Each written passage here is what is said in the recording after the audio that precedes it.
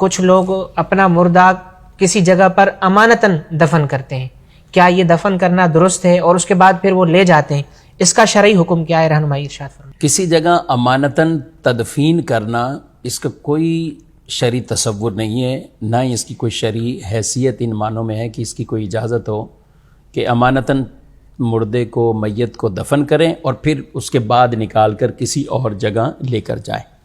امانتاً تدفین یعنی یہ غیر شرعی عمل ہے۔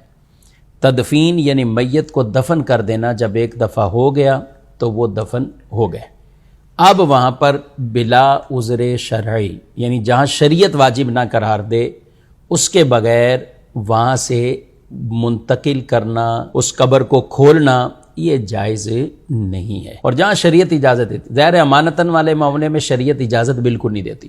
شریعت کہاں اجازت دیتی ہے؟ بالفرض کسی نے کسی کی ذاتی زمین میں پرسنلی کسی کی ملکیت والی زمین تھی، اس کی اجازت کے بغیر وہاں دفن کر دیا اپنی میت، اور وہ کہتا ہے کہ بھئی میری زمین میں آپ نے دفن کیا ہے، آپ یہاں سے لے کر جائیں، تو یہ عذر ہے، یہ عذر ہے۔ اگر وہ راضی نہیں ہے اس تدفین پر تو مالک کی یہ زمین خالی کروا سکتا ہے۔ لیکن ہمارے یہاں جو تدفین ہوتی ہے وہ قبرستانوں میں ہو رہی ہوتی ہے، وقف ہوتے ہیں قبرستان، قبرستان کے لیے وہ جگہ ہوتی ہے۔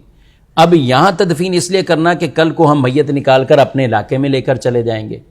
اسی طرح کبھی کبھی ایسا بھی سنائی دیتا ہے کہ کوئی آدمی غائب ہوا اور وہ کہیں کسی علاقے میں چلا گیا، گھر والے ڈھونڈ رہے ہیں، لیکن انہوں نے کیا کیا، وہاں انتقال ہو گیا تو وہاں لوگ کفن دفن کے معاملات کر دیتے ہیں، لیکن پھر جب اس کی تشہیر ہوتی ہے اس طرح کے ہمارے پاس سوالات آتے ہیں۔